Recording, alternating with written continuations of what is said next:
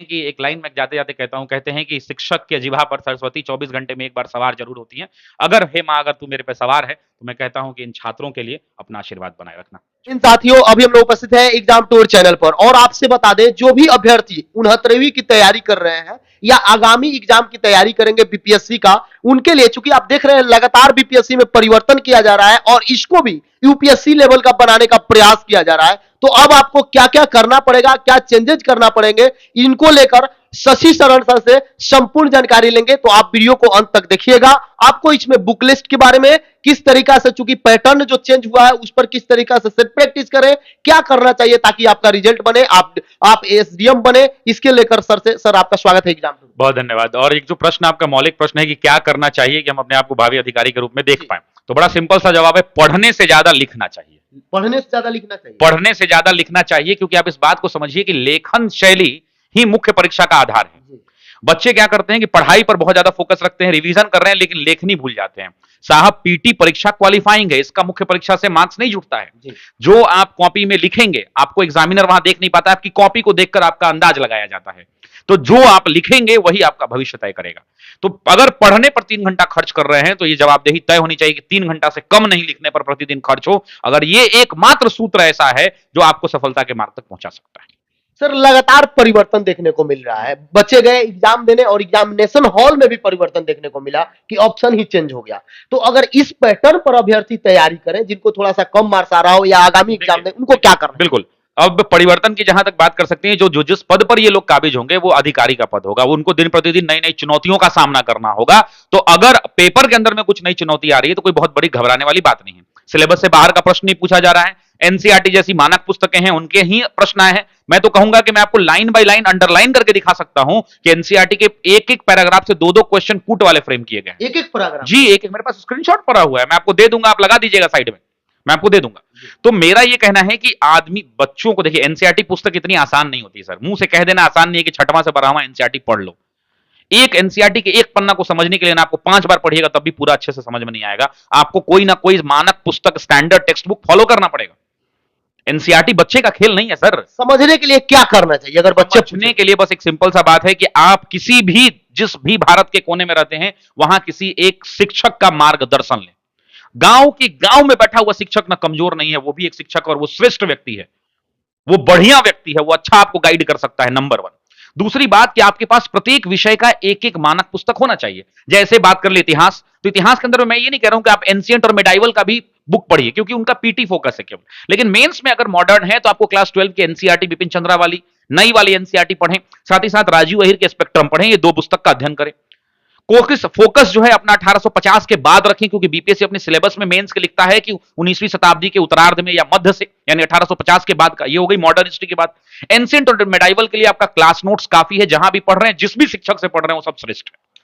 पहली बात। ज्योग्राफी की बात करते हैं, क्लास 11 की ज्योग्राफी की एनसीईआरटी एक, और दूसरी जो किताब होती है वो होती है जीसी लियोंग की किताब। ये 2 पुस्तक जरूर रखें अपने साथ, काफी है, मोर देन एनफ। 100 150 पन्ने की किताब है। बाकी जो शिक्षक पढ़ा रहे हैं क्लास में, उस टॉपिक को क्लास में पढ़ने के बाद उन्हीं टॉपिक को घर पे आके उन 2 पुस्तकों से पढ़ ले, कहानी समाप्त।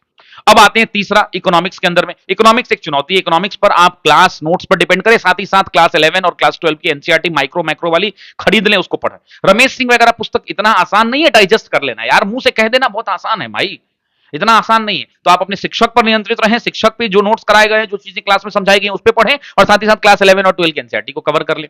आप बिलीव नहीं करेंगे अभिषेक जी, ऐसे बहुत सारे प्रश्न मिलेंगे जिसने चुनौती पेश किया है बच्चों के सामने, वो एनसीईआरटी के लाइन बाय लाइन से हैं। सर आप एनसीईआरटी के लिए कुछ कर रहे हैं, क्योंकि आप बोल रहे हैं कि बच्चे को समझ में नहीं आता है। बहुत एनसीईआरटी के लिए ऑफिसर एकेडमी का एक ऑनलाइन बैच चलता है, वो ऑफिसर एकेडमी गरीबों के सेवा में खड़ा रहता है। ये हाँ, गरीबों की सेवा में इसलिए खड़ा रहता है कि जिस कीमत पर, जिस कम कीमत पर हम पढ़ा रहे हैं, मैं दावे के साथ कहता हूं भारत में कोई नहीं पढ़ाता है।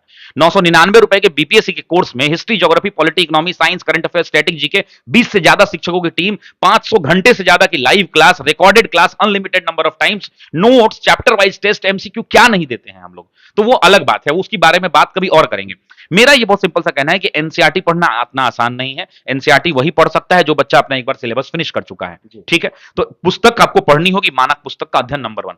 दूसरी बात है कि आप एक काम और कर लें, बस अपने आप को डिवोट करना है कि आप एक पन्ना एनसीईआरटी का खोलें। आपने वो टॉपिक पढ़ लिया है, उस एक पन्ने से आप प्रयास करें और अपने आप के दिमाग को 5 मिनट के लिए प्रेशर दें कि भाई इसके अंदर में इस एक पन्ना से अगर मैं एग्जामिनर हूं तो मैं क्या प्रश्न पूछ सकता हूं। जिस दिन साहब ये कर लिया छात्रों ने, सफलता सुनिश्चित है, क्योंकि आपसे अच्छा कोई आपका एग्जामिनर नहीं हो सकता है। सर ये कोई बताते नहीं, ये बात सही आप बोले। आपसे अच्छा कोई आपका परीक्षक नहीं हो सकता, क्योंकि आपको आपकी सब कमी पता है कि आप कहां डंडी मारे हैं, किस चैप्टर में आपने डंडी मारा है, किस विषय में डंडी मारा है। अगर एक एक पन्ना से दो दो तीन तीन क्वेश्चन आप खुद से पूछने लगे, ये वाला क्वेश्चन पूछ सकता है, हाईलाइटर से हाईलाइट करो, ये क्वेश्चन पूछ सकता है हाईलाइटर। भाई मैं मास्टर हूं, आप देखिए ये किताब मैं अभी पढ़ रहा हूं, ये आधुनिक भारत नया वाला, और हर बार मैं नया किताब मंगाता हूं और आपको दिखेगा तो हाईलाइटेड चीजें मैं आपको दिखाता हूं, हाईलाइट करके हम लोग पढ़ते हैं। तो मेरा ये कहना है कि देखिए ये हाईलाइट किया हुआ है, तो मेरा ये कहना है कि आपको पढ़ना पड़ेगा किताबों को, बिना मानक पुस्तक के अध्ययन के सिलेक्शन नहीं होगा। नंबर 1 बात। दूसरी बात, किताबों से हट के आते हैं, किसी एक शिक्षक का मार्गदर्शन लीजिए। और तीसरी सबसे बड़ी बात कि स्वयं से, ये एक पन्ना है ना, ये एक पन्ना देखिए, ये मैंने जो अंडरलाइन किया है ना, ये क्वेश्चन बनाने के लिए किया है। तो बच्चा भी ऐसा कर सकता है यार, उसको टाइम का डिवोशन देना पड़ेगा। मोबाइल, रील, ये अंधविश्वासी इंस्टाग्राम फेसबुक की दुनिया से अपने आप को बाहर रखना होगा। यूट्यूब का इस्तेमाल करे, बढ़िया बढ़िया चीजों को पढ़ने में करे। संविधान के बारे में देखिए कि संविधान कैसे बना है, एबीपी न्यूज का सीरीज चलता है, वो सब देखे, तो उनसे उनको फायदा मिलने वाला है। तो सबसे पहले मानक पुस्तकों का अध्ययन, जो किताबें मैंने बताई वो पढ़ें। विज्ञान के लिए अभी तक हम लोग क्लास 10 तक लिमिटेड थे, लेकिन इस बार बीपीएससी ने क्लास 11th की एनसीईआरटी से जो बॉक्स में को रहता है ना, वो बॉक्सों वाला उठा के हूबहू पूछ दिया है। ज्योग्राफी में जो बक्सा बनाया हुआ रहता है ना, उससे डायरेक्ट हूबहू उठा के पूछ दिया, एक एक शब्द जिसको अक्षरश कहते हैं वो पूछ दिया है। तो बच्चे उस पर ध्यान रखें, क्योंकि मानक पुस्तक तो वही है, साथ ही साथ हर पेज से 2-3 क्वेश्चन फ्रेम करें, और बहुत ज्यादा टेस्ट सीरीज के चक्कर में ना पड़े। टेस्ट सीरीज ज्यादा बहुत ज्यादा नहीं, बहुत ज्यादा लगाना है, लेकिन बहुत ज्यादा नहीं। एक टॉपिक पढ़ लिया, इस टॉपिक से संबंधित प्रश्नों को आप लगा दे, बहुत जगह मिलेगा, बहुत सारी मार्केट में बाजार में किताबें हैं, उन किताबों को देख लें एक बार। कोई भी किताब में त्रुटि तो रहती ही है, हर किताब में रहती है, उन पुस्तकों को देख ले और उससे अपने आप का आकलन कर ले। सर यदि पूछा जाए, क्योंकि करंट अफेयर भी बहुत घुमा रहा है, बिहार का डाटा देखिएगा वो भी बहुत घुमाया जा रहा है, इनको लेकर क्या किया जाए? अच्छा, क्यों ना घुमाया जाए?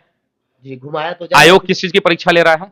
अधिकारी आप अधिकारी बनेंगे, आप डिप्टी कलेक्टर बनेंगे, डीएसपी बनेंगे, तो आपका चेक होना चाहिए, नहीं होना चाहिए? होना चाहिए। अब इसका समाधान पे बात करते हैं। करंट अफेयर आप सोचिएगा कि अंत में वो वार्षिकांक पढ़ लें और मेरा सिलेक्शन हो जाए, नहीं होगा। आपके जैसे लाखों लोग इस सपने को लेकर घूम रहे हैं।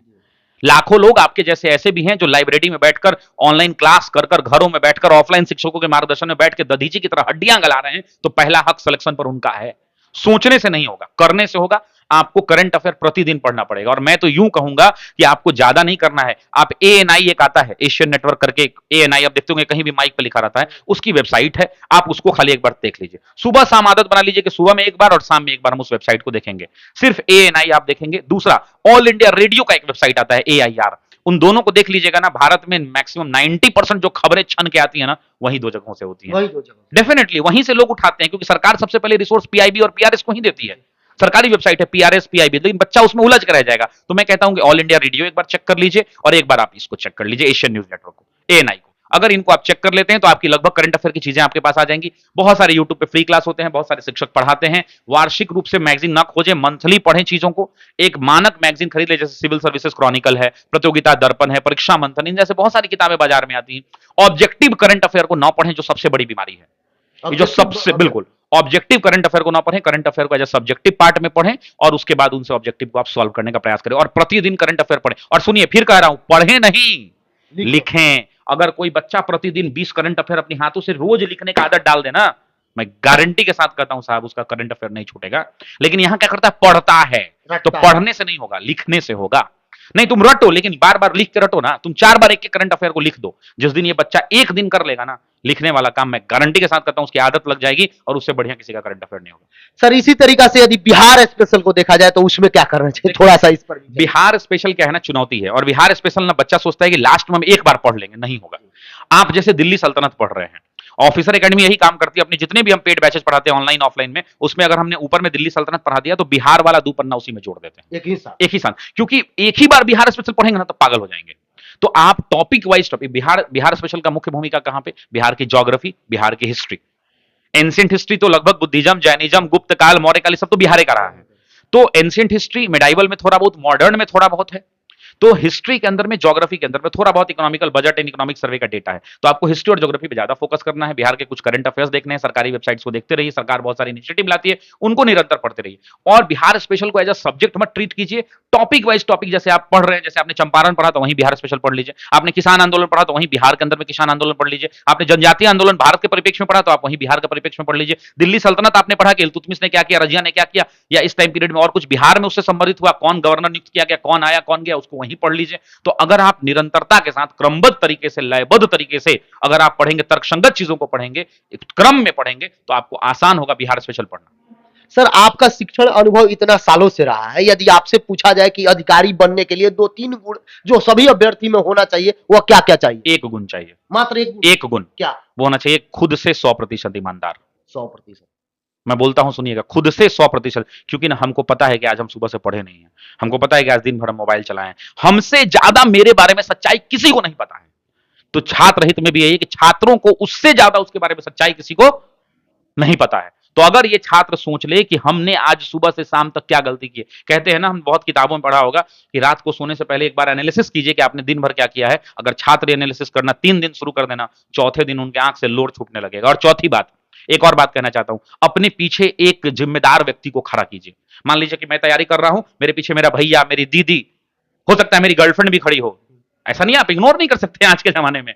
आपकी माँ, उनको जिम्मेदारी दे रही है कि ए माई हमरा के रोज तू रात के 9 बजे फोन करिए और कहिए कि बेटा तू आज क्या पढ़ ले हो। जबकि माँ को नहीं पता है कि history, geography, polity, economy, science, current affair क्या होता है, हर माँ को नहीं पता है। लेकिन अगर माँ रात को 9 बजे आपको अभिषेक जी फोन करेगी ना और कहेगी हेलो का आज क्या पढ़ ला बुआ, तो बेटा एक दिन झूठ बोलेगा कि माई हई हई पढ़नी है, 2 दिन झूठ बोलेगा माई हई, तीसरा दिन उसका करेजा कचोट जाएगा कि हम अपनी माँ से प्रतिदिन झूठ नहीं बोल सकते, और वो पढ़ने के लिए मजबूर और बाध्य हो जाएगा। तो सक्सेस के लिए एक बहुत जरूरी है कि आपके पीछे एक जिम्मेदार व्यक्ति खड़ा हो, जो आपको रोज रात को एक बार फोन करके पूछे कि बेटा आज दिन भर में तुम क्या किए हो। आप सोच के देखिएगा, और ये छात्र आत्म मंथन करके देखेंगे कि अगर इन्होंने ये प्रक्रिया अपना ली 3-4, कितना दिन झूठ बोलिएगा? 1 से 2 दिन? 3 दिन, 4 दिन, 5वां दिन करेजा फट जाएगा कि जो माँ बाप इतना मेहनत से उम्मीद लगा के बैठा है, उसको हम रोज झूठ कैसे बोले। तो बस एक व्यक्ति को जिम्मेदार अपने पीछे खड़ा कीजिए, और सफलता एक एकमात्र सूत्र है, 100% अपने आप से ईमानदार रहिए, ऑनेस्ट रहिए। That's all. सर, अंतिम संदेश अभ्यर्थियों को क्या दीजिएगा, जो अभ्यर्थी अगला प्रिपरेशन कर रहे हैं उनको? देखिए, बहुत सिंपल सी बात है कि पुस्तक, मानक पुस्तकों का अध्ययन करें, शिक्षकों के गाइडेंस में रहें, प्रतिदिन करंट अफेयर्स पढ़ें, अपने आप से ईमानदार रहें और अपने पीछे एक जिम्मेदार व्यक्ति को खड़ा रखें।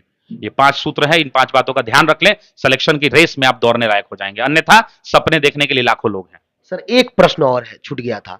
अभ्यर्थी जो सोचते हैं कि पहले पीटी की तैयारी कर ले फिर मेंस की तैयारी करे, ये कितना घातक होगा? देखिए, अब के परिदेश में तो ये घातक होगा, अब के परिदेश में ये घातक होगा, क्योंकि आपको अब कोई भी टॉपिक पढ़ना है जो मेंस के सिलेबस का पोर्शन है, उसको आपको कंसोलिडेटेड तरीके से पढ़ना होगा, ऑर्गेनाइज तरीके से पढ़ना होगा, तो संपूर्णता की ओर बढ़ना होगा, कॉन्सेप्चुअल स्टडी करना होगा, कॉन्सेप्ट को डेवलप करना होगा। तो वैसी परिस्थिति में आपको एक कंबाइंड तरीका जो है चुनना चाहिए, जहां पे कंसोलिडेटेड और इंटीग्रेटेड तरीके से पढ़ाई की जाती हो। शिक्षक एक टॉपिक को जब उठाएं तो उसके सारे आयाम को कवर करें, सारे डायमेंशंस को कवर करें, और अगर कक्षा के अंदर में सारे डायमेंशंस कवर हो रहे हैं तो बच्चा निसंदेह अपने टॉपिक में संपूर्णता को हासिल करेगा, और जब संपूर्णता को हासिल करेगा तब वो कहीं ना कहीं उस टॉपिक पर अपना कमांड बना पाएगा।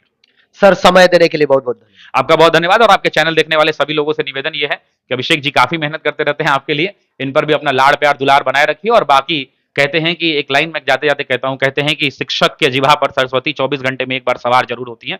अगर हे मां, अगर तू मेरे पे सवार है, तो मैं कहता हूं कि इन छात्रों के लिए अपना आशीर्वाद बनाए।